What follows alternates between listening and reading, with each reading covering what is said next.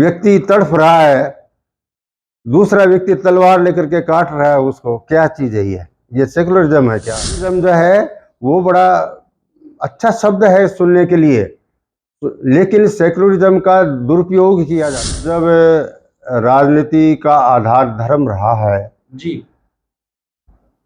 उस समय भारत जो है वो विश्व गुरु रहा है। किसान लोग और गरीब लोग जो है ना, वो खाट के नीचे जो है, पलंग के नीचे घुस जाया करते थे कि कभी नसबंदी करने वाले ना आ जाए। हरियाणा की और पंजाब वालों ने कभी ध्यान नहीं दिया।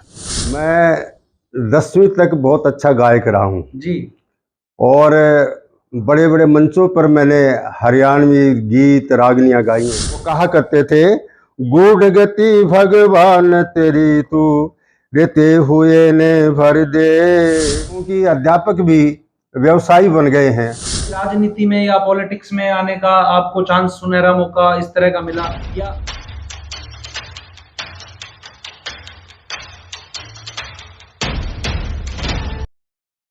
नमस्कार दोस्तों, मैं विशाल वशिष्ठ स्वागत करता हूं आपका हमारे चैनल पर। दोस्तों, हमारा उद्देश्य है आपको समाज में ऐसे लोगों से मिलवाएं जिनका एक स्ट्रगल भरा जीवन रहा है, जिन्होंने बदलाव देखे हैं, जिनके पास कोई तजुर्बा है। तो दोस्तों, आज जिस व्यक्ति से मैं आपकी मुलाकात कराऊंगा, मुलाकात से पहले मैं अपील करूंगा कि उनके साथ हमने जितना समय लिया है, वीडियो जितनी लंबी है, आप पूरा देखें। आज हम जिस महान विभूति से आपको मिलवाना चाहते हैं, उनका नाम शिक्षा जगत में बड़े सम्मान से लिया जाता है। आपका जन्म 6 सितंबर 1947 में महेंद्रगढ़ के गांव सुंदरा में हुआ। आपने शिक्षा दूर दराज के गांव में 10 किलोमीटर पैदल चल कर ली। उच्च शिक्षा प्राप्त करना आपका लक्ष्य रहा। सामाजिक सेवाओं में आप लगातार जुड़े रहे।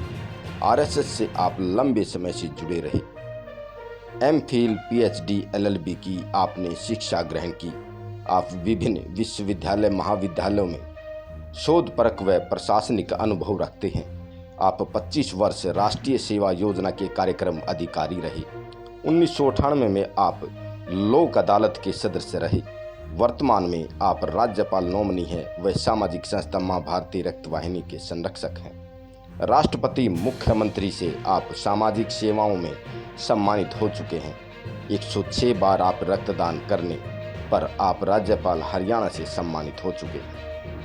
आदर्श प्राचार्य जैसी व न जाने कितने अवार्ड आपके नाम हो चुके हैं और न जाने कितने सामाजिक संस्थाओं के आप पदाधिकारी रह चुके हैं। चलिए जानते हैं ऐसे ही महान शख्सियत के बारे में और रूबरू होते हैं उनके विचारों से। तो दर्शकों, मेरे साथ मौजूद हैं श्रीमान पूरनमल गौर जी। सर नमस्कार। नमस्कार सर, 75 की आपकी एज, 1947 का आपका बर्थ, 75 वर्ष की एक जो जर्नी है सर। जी। और 1947 जो था भारत का स्वर्णिम काल जो था, आजादी मिली, एक बंटवारा भी हुआ, तो वहां आपका सर जो होता है जन्म होता है। और आज 2023 है, भारत जो है दुनिया के नक्शे पर एक अलग प्रतिभा भारत की झलकती है सर। तो एक जो जर्नी रही वो कैसी रही सर, जर्नी आपकी? मैंने गांव में जन्म लिया जी, सुंदरा महेंद्रगढ़ में। जी। मैंने वहाँ का बड़ा कष्टप्रद जीवन देखा है। सर, ये जो महेंद्रगढ़ वाला एरिया है, मेरे ख्याल ये 65 और बाद में हरियाणा बना, तो वो भी एक आपने चीज देखी है? हाँ, बहुत परिवर्तन देखा है। उस समय तो वहाँ महेंद्रगढ़ में कुछ था ही नहीं। हम प्राइमरी तक का स्कूल था, हम 10 किलोमीटर जो है पैदल जाया करते थे। तब मैट्रिक हमने बवानिया से पास किया हमने जी। उसके पश्चात पढ़ने का कोई रास्ता नहीं था। बहुत दूर दूर तक कॉलेज थे, नारनौल में था, कोई रिवाड़ी में था, कहीं था। पढ़ने का कोई साधन नहीं था जी। लेकिन मेरे मन में उत्कट अभिलाषा थी कि उच्च शिक्षा ग्रहण करूं। जी। मैंने वो जीवन देखा है बच्चों का भी। मैं बचपन से ही थोड़ा समाज सुधार की ओर बड़ी करता था। बच्चों के साथ जो है साथ लेकर के प्राणायाम, योगा और कबड्डी, कुश्ती सब चीज़ें हम खेलते कूदते थे। लेकिन मैंने एक परिवर्तन देखा है आज के और पहले के बच्चों में। पहले बच्चे बड़े आदर और सम्मान बड़ों का किया करते थे। माँ बाप का बड़ा सम्मान करते थे। कुछ सीखने की, करने की उनमें तमन्ना रहती थी।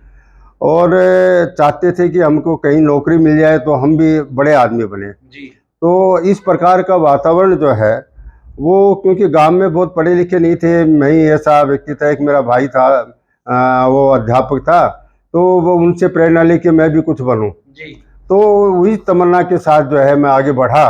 जी और फिर जो है मैंने घूम फिर करके मैंने जो है एक छोटी सी नौकरी मैंने कहीं ली थी, और साथ रहते हुए और फिर धीरे धीरे जो है रेलवे मेल सर्विस में आ गया, और सेंट्रल गवर्नमेंट की नौकरी में बहुत दिन तक मैं रहा। और वहाँ मैं देखा परिवर्तन बड़ा नज़र आता है, विद्यार्थियों में भी और अध्यापकों के अंदर भी। पहले अध्यापक जो है अपने शिष्यों को अपने पुत्रवत समझते थे। मेरे हर पल पर की ये सर्विस भी कर रहा है और पढ़ भी रहा है, हर प्रकार की मदद करने के लिए मेरे गुरुजन रहते थे। जी और मुझे जो आशीर्वाद मिला उनका, जो कुछ हैं मेरे गुरुओं का आशीर्वाद है, प्रातःकाल उठ कर नमन करना, प्रणाम करना, परीक्षा में जाने से पहले उनका आशीर्वाद लेना, झुकना, विनम्रता करना, तो ये सब चीज़ें जो है मैं देखता हूँ ना आज के विद्यार्थियों में वो चीज़ें नहीं मिलती। लेकिन ऐसा भी है मेरे साथ, मैं बहुत 35 वर्ष के करीबन अध्यापक रहा हूँ। जी मैं बड़ा सौभाग्यशाली हूँ, मुझे बहुत अच्छे अच्छे जो है विद्यार्थी मिले। राष्ट्रीय सेवा योजना का मैं कार्यक्रम अधिकारी रहा। जी बच्चों के अंदर जो है शिक्षा के प्रति, समाज के प्रति, गरीब के प्रति किस प्रकार से हमें अपना कंट्रीब्यूट करना चाहिए, सहयोग देना चाहिए, जी इस प्रकार की बातें कह कर के उनके मन के अंदर मैं कहीं बैठ गया, और वो मेरी तरह से ही समाज सेवी जो है विद्यार्थी बने। जी तो ये मेरा सौभाग्य है। और अब जो है देखता हूँ कि विद्यार्थियों में बहुत बदलाव आ गया है, वो अध्यापकों का सम्मान भी नहीं रहा। और मैं ये कहूँ कि अध्यापक भी व्यवसायी बन गए हैं, वो अपने विद्यार्थियों को बच्चों की तरह से नहीं, एक बस एक फॉर्मल के रूप में ही विद्यार्थी मानते हैं। जी तो मैं समझता हूँ कि ये बड़ा परिवर्तन आया, गुणवत्ता जो है विद्यार्थियों में भी और अध्यापकों में, उस दृष्टि से बहुत अंतर आया है। सर, आपके समय में ना तो मोबाइल फ़ोन होते थे, आज मैं देखता हूँ छोटे-छोटे बच्चे हैं और स्मार्टफ़ोन हाथों में है। किताबों से क्या दूरी बन गई या फिर टेक्नोलॉजी बढ़ गई है? आप किस साइड पे इसमें रहेंगे कि किताबें भी अब एक एप्लीकेशंस में देखता हूँ आ गई हैं, भाई किताबें आप सुन लो कान में लीड लगा करके, तो उस पर आप क्या विचार रखते हैं हमें सर? ये याद है कि हम जब जाते थे विद्यालय में, जी, तो पुस्तक खोल करके सारे रास्ते उसको पढ़ते हुए जाया करते। सारा सब कुछ जो है पहले एडवांस में हम पढ़ लिया करते। जी, आते समय जो अध्यापक पढ़ाते थे उसको रिवाइज कर लेते थे हम। हमें कोई संसाधन उपलब्ध था ही नहीं, जी, और कभी कल्पना भी नहीं कर सकते थे कि ये फ़ोन वगैरह, ये कुछ कल्पना भी नहीं थी, फ़ोन भी नहीं था, घरों में नहीं थे। लेकिन अब तो बिल्कुल ही बदल गया है।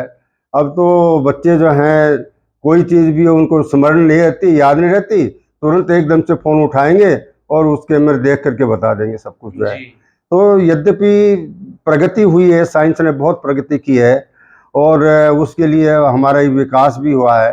भारत का तो बस फ़ोन को लेकर के तो बहुत ही तरह की इंडस्ट्रीज हैं, फैक्ट्री हैं, और दुनिया भर का विकास हुआ है।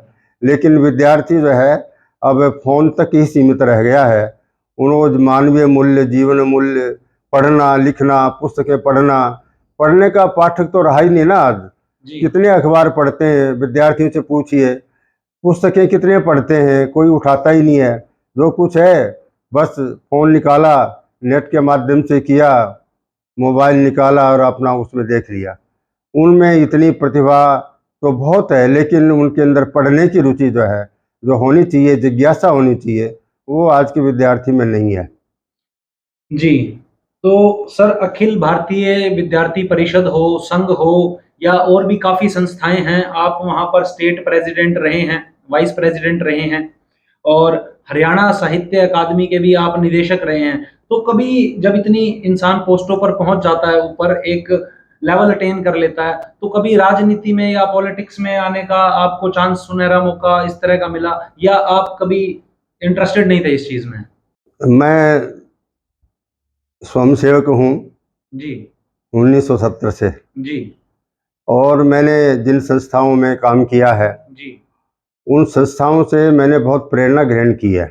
जी, ऐसे ऐसे त्याग तपस्वी हमारे प्रचारक रहे हैं जी जिन्होंने जीवन होम कर दिया समाज सुधार के लिए।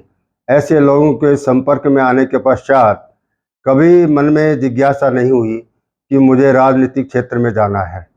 केवल केवल समाज देवता के प्रति अपना जीवन अर्पित करना है, उसी की सेवा करनी है, उसी के लिए रक्तदान करना है, उसी के लिए रक्तदान करवाना है। 106 बार रक्तदान मैंने किया और मैंने ऐसी संस्थाएं जैसे माँ भारतीय रक्त वाहिनी है, उसके 140 कैंप सेनार्थ और समाज सेवा के लिए लगाए हैं। ऐसी संस्थाओं का मैं संरक्षक रहा हूँ। और जीवन यही है कि जब तक प्राण है, जब तक जीवन है, जब तक रक्तदान दे करके समाज की सेवा करें, बस यही इच्छा रहती है। गांव गलियों में मैंने बहुत काम किया है।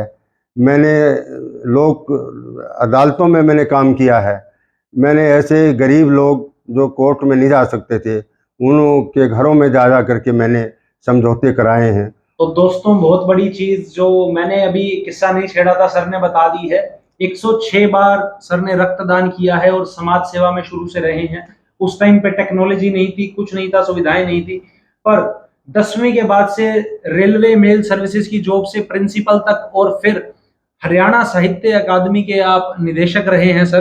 तो हरियाणा की संस्कृति से भी आपका एक जुड़ाव रहा है, अचीवमेंट्स तो आपकी रही हैं। तो 2 लाइनें सर मेरे को याद आ गई हैं। तो बदलाव की जो आप बात कर रहे थे, तो क्या उस बदलाव पे वो खरी उतरती हैं क्या?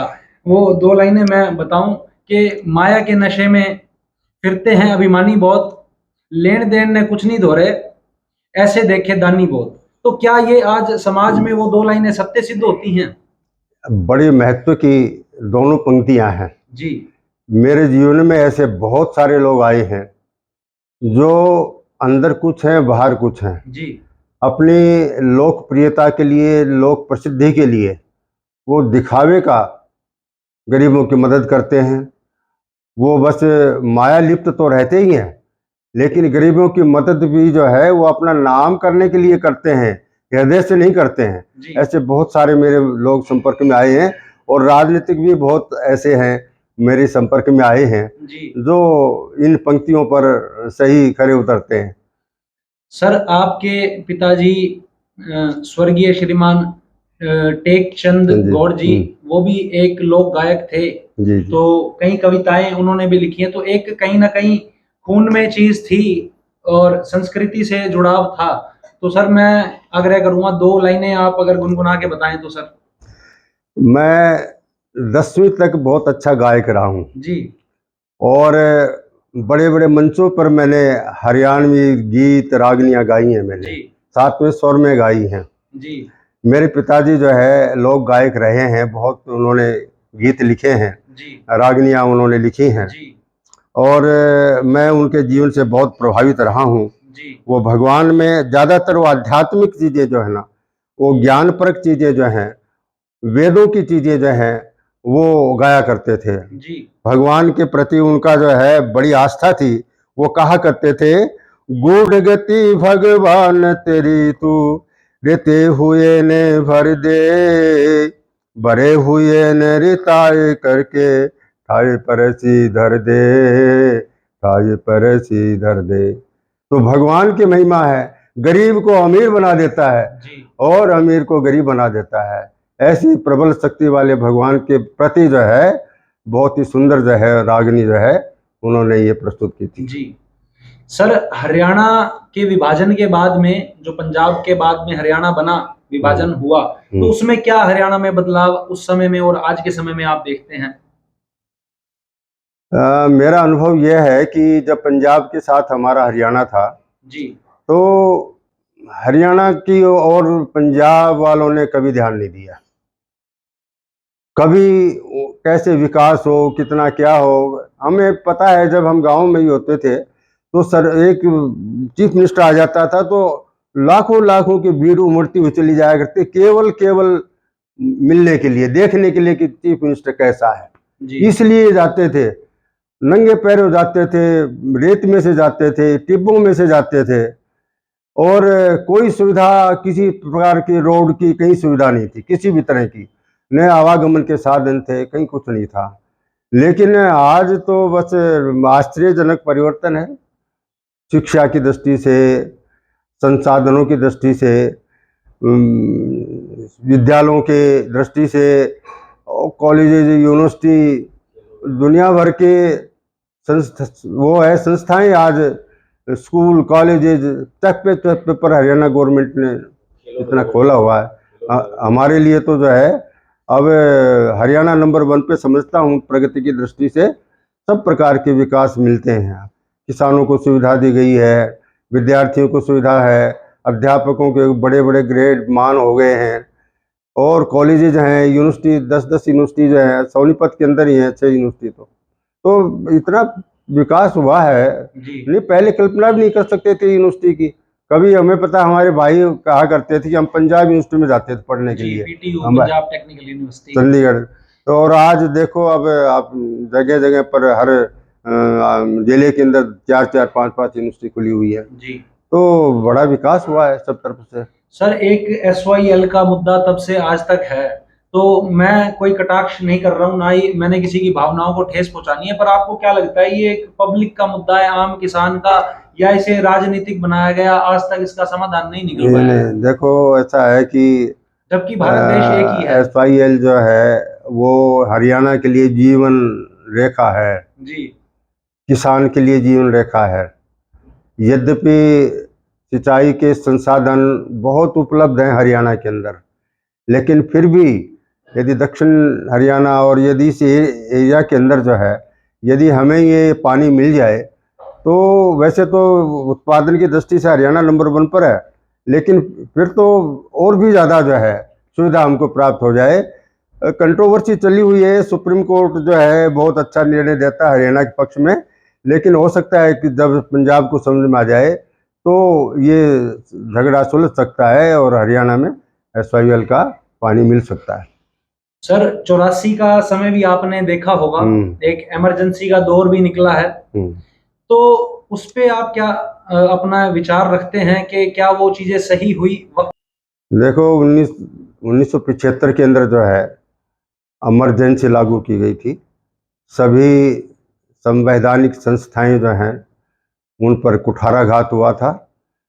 बोलने की अभिव्यक्ति, अखबार की स्वतंत्रता और सब प्रकार के जो क्रियाकलाप हैं उन सब पर प्रतिबंध सा लग गया था जी। और 19 महीने का वो काल जो है वो मैंने भी भुगता है। वैसा समय जो है जीवन में कभी देखा नहीं है। एक बार की घटना है कि हम अध्यापक थे, जब DAV कॉलेज में थे निनोला में, इमरजेंसी के टाइम में तो हमको पुलिस ने रोक लिया, 2 प्रोफेसरों को, और कहने लगा कि ये इधर चलो, आप इधर चलो, और हमको ले गया और वहाँ ले गया जहाँ जो नसबंदी का कैंप था वहाँ ले गया हमको। तो वहाँ जो हमारे जो चेयरमैन थे वो कांग्रेस के प्रधान थे।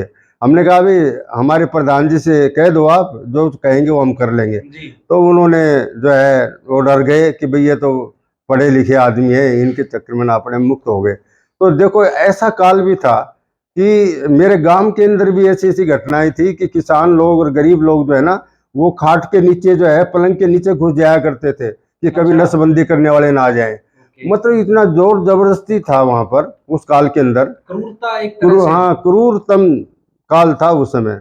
और वो धन्य हो हमारे देशवासियों को जिन्होंने बड़ी मजबूती के साथ जो है वो उस काल को झेला, भी जेलों में रह करके झेला, और अंत में जो है उन्होंने विजय प्राप्त की। आपके सर कितने बच्चे हैं अभी? मेरे पास एक लड़का है, एक लड़की है, दोनों की शादी कर दी, 4 हो गए, चारों दिल्ली यूनिवर्सिटी में प्रोफेसर हैं इंग्लिश के। जी, तो आपने हमारे दो वाली चीज को सिद्ध किया है कि भाई हम तो 8 थे, हाँ मैंने तो जो है ये जो आजकल जाति प्रथा का जो रिवाज है चला हुआ, इसको भी मैंने भंग कर दिया जी। मेरे दोनों बच्चों की इंटरकास्ट मैरिज है और बहुत ही सामाजिक विवाह हुए हैं, और बहुत समझदारी के साथ हमारे बच्चे जो है दिल्ली यूनिवर्सिटी के अंदर बहुत अपना नाम कर रहे हैं। सब वो भी मेरी तरह सामाजिक हैं दिल्ली के अंदर। Sir MPhil, PhD, LLB, MA, BA काफी डिग्रियां आपने हासिल करी, और रेलवे की जॉब से लेकर के प्रिंसिपल तक का आपका सफर रहा, डायरेक्टर, निदेशक, मेंटर, आप बहुत सारी संस्थाओं में थे हैं, समाज सेवा में आपने ब्लड डोनेशन करा है, तो सारी चीजें सर सराहनीय हैं आपकी। और 75 वर्ष की दोस्तों एक उम्र है, और एक बदलता हुआ भारत भी सर आपने देखा है। बिल्कुल बिल्कुल। तो सर अब एक आखिरी में सवाल चलते चलते मैं लूंगा कि सेक्युलर इंडिया बताया गया, तो उस पर आपके क्या विचार हैं कि किसी धर्म को लेकर के जो चीजें होती हैं देश में, आप क्या कहते हैं उस चीज पे? देखो, हमारे जो प्राचीन जो हमारी संस्कृति रही है, जी वो जो है, यदि हम उस पर चिंतन करें, विचार करें, तो जब जब राजनीति का आधार धर्म रहा है, जी उस समय भारत जो है वो विश्व गुरु रहा है। क्योंकि हर जगह वेदों में, ग्रंथों में, ब्राह्मण ग्रंथों में, सभी सर्वत्र जो हमारी ज्ञान परंपरा है, उस ज्ञान परंपरा में, ऋषि परंपरा के अंदर जो है, वो धर्म का मतलब बहुत गहरा है। धर्म का ऐसा नहीं है कि ये पंथ हैं जो रह गए, ये जो बने अभी ये पंथ है, ये धर्म नहीं है। धर्म का बड़ा व्यापक अर्थ है। जो व्यक्ति धारण करता है उसी को धर्म कहते हैं। जी विद्यार्थी जो है, पढ़ना उसका धर्म है। जी शिक्षक का पढ़ाना धर्म है। इसी तरह से जो कुछ भी कार्य में जहाँ भी लगा हुआ है, निष्ठा पूर्वक जो उस कार्य को करता है, वो उसका धर्म है। और इसी कारण से जो चार वर्ण जो जिन पे विवाद चला हुआ है, चार वर्णों पे बड़ा विवाद चला हुआ है। स्वयं भगवान श्री कृष्ण ने चातुर्वर्णम सृष्टियाम, चारों वर्ण की मैंने सृष्टि रचना की है। और बड़ा विवाद चला कि ब्राह्मणों ने चार वर्ण कर दिए, उन्होंने जाति प्रथा उन्होंने कर दी। ये सब गलत है, गलत भाव है। मैं तो ये कहता हूँ कि व्यक्ति जो है वो जाति पाति के चक्कर में ना पड़ करके और केवल जो है मानवता को ग्रहण करे। सब हम एक हैं, सब हम मानव हैं, मानव की सेवा करे, मानवता का धर्म जो है अपनाए, यही सबसे बड़ा धर्म है। बाकी सेकुलरिज्म जो है वो बड़ा अच्छा शब्द है सुनने के लिए, लेकिन सेकुलरिज्म का दुरुपयोग किया जाता है। दुरुपयोग होता है सेकुलरिज्म का। जब कोई एक वर्ग जो है वो अपनी बात उठाता है तो उसको दूसरे लोग जो है उसको नेगलेक्ट कर देते हैं, सामाजिक क्षेत्र से भी और वैसे भी। दूसरा कोई करता कुछ भी रहे, कोई चिंता की बात नहीं है। तो सेकुलरिज्म शब्द सुविधा की दृष्टि से प्रयोग करता है, राजनीति भी करता है हर कोई व्यक्ति, हर संस्था जो है। बाकी मैं तो ये समझता हूँ कि मानवता का एक मंत्र जो है वही सबसे बड़ा धर्म है, उसी पर हमको चलना चाहिए। व्यक्ति तड़फ रहा है, दूसरा व्यक्ति तलवार लेकर के काट रहा है उसको, क्या चीज़ है ये सेकुलरिज्म है क्या? ये हिंसा अभी पिछले दिनों हुई है, हो रही है, बिहार में हो रही है, वहाँ हो रही है, क्या है ये सेकुलरिज्म है क्या? उनको कहे तो वो कोई मानता थोड़ी इस चीज़ को। यदि उनके अंदर मानवता का थोड़ा बहुत भी अंश हो, उनके हाथ में तलवार नहीं हो, वो चाकू ना हो, किसी को मारने की हिम्मत ना हो, तो इसलिए मानवता का धर्म जो है वो हमको अपनाना चाहिए। संविधान में सबसे बड़ा धर्म यही है।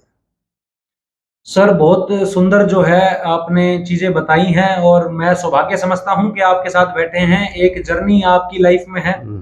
तो दोस्तों, दो लाइनें हैं कि माला कहे है काट की, तू क्यों फेरे मोहे, मन का फेर ले, तुरंत मिला दूं तोहे। ब्लड डोनेशन में तो खैर ये लाइनें बिल्कुल सही सिद्ध होती हैं, और जीवन में भी अगर कोई उतार ले तो बिल्कुल सार्थक सिद्ध होती हैं कि मुंह में राम राम और बगल में छुरी, किसी का खून बहाना ठीक नहीं। सर ने 106 बार डोनेशन कराया, आप लाइफ में एक बार ब्लड डोनेशन करिए दोस्तों, दूसरी बार आप स्वयं करेंगे और जिंदगी में किसी और को अपने आप प्रेरित करेंगे। इन्हीं शब्दों के साथ दोस्तों मैं विदा लेता हूं, जल्द मिलेंगे अगली वीडियो में। धन्यवाद सर। बहुत बहुत धन्यवाद। आज आप आए और आपने मेरे बारे में कुछ जानकारी ली, बहुत ही आनंद मिला। और मैं समझता हूँ कि ये बहुत ही पुण्य कार्य कर रहे हो आप। ये समाज में दिशा दिखाने वाला कार्य कर रहे हो। आप को और भी समाज में बहुत ही समझदार व्यक्ति मिलेंगे, बहुत प्रेरक व्यक्तित्व मिलेंगे। ऐसे अच्छे लोगों के पास जो है जा कर के यदि आप विस्तार करते हो, फैलाव करते हो, दिखाते हो, तो ये बहुत बड़ा काम समाज के उत्थान का करते हो आप। आपको मैं बहुत साधुवाद देता हूँ, आपको बहुत बधाई देता हूँ कि अच्छे अच्छे काम में आप लगे हुए हो, अच्छे लोगों का साक्षात्कार लेते हो, जाते हो, ये बहुत पुण्य कार्य है आपका। मैं सर आभार प्रकट करता हूँ, चलो आपने चलो आशीर्वाद दिया। चलो, बहुत ही धन्यवाद बहुत सर। शुभकामना।